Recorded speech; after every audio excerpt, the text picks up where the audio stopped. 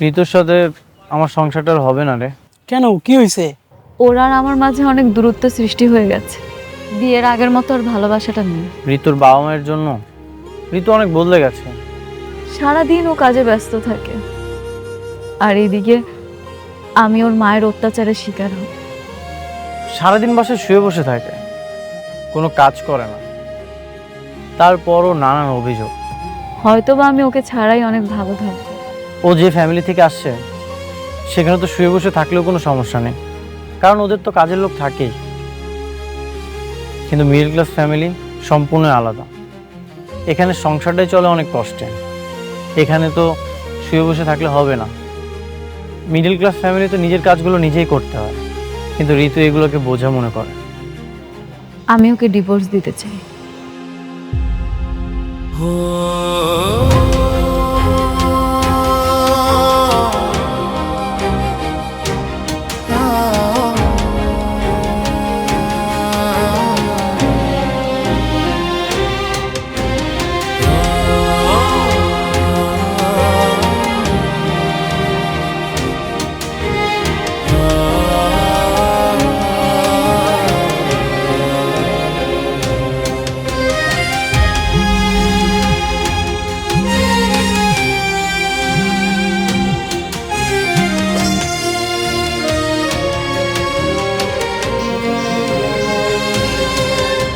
শোনেন, আপনারা যে দেনমোহরের টাকা দিতে পারবেন না সেটা খুব ভালো করেই জানি। শুধু শুধু আমার মেয়েটাকে ঝুলিয়ে রাখবেন। তাই আপনার ছেলেকে বলবেন আগামীকাল উকিলের চেম্বারে এসে ডিভোর্স পেপারে যেন সই করে যায়। কোনো টাকা পয়সা দিতে হবে না, ওকে?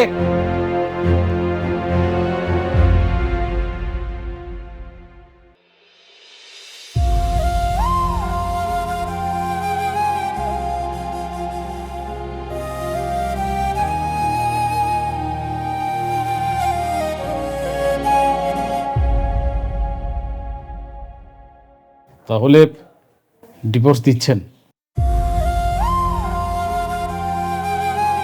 দেনমোহরের কিন্তু 20 লক্ষ টাকা দিয়েছেন।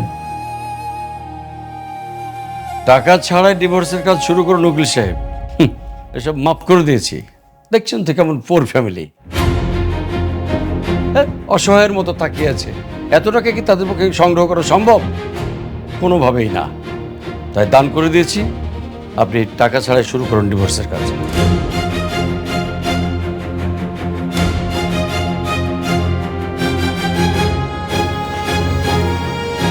এখানে সম্পূর্ণ টাকা আছে। আপনি ডিভোর্সের বাকি কাজটা কমপ্লিট করেন।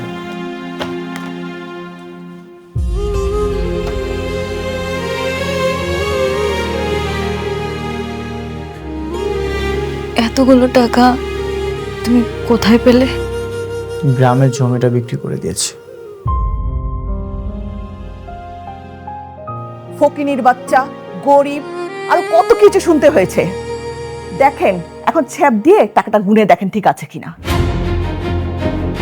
আর আমিও দেখব এই ডিভোর্সি মেয়ের কোথায় বিয়ে দেন। ব্যাস, এত ভাব দেখাতে হবে না।